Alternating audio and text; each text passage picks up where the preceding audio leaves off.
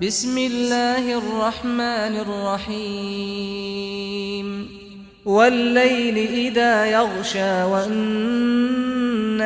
إذا تجلى وما خلق الذكر والأنثى إن سعيكم لشتى فأما من أعطى واتقى وصدق بالحسنى فسنيسره لليسرى وأما من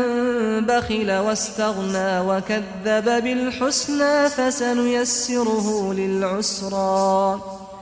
وما يغني عنه ماله إذا تردى إن علينا للهدى وإن لنا للآخرة والأولى فأنذرتكم نارا تلظى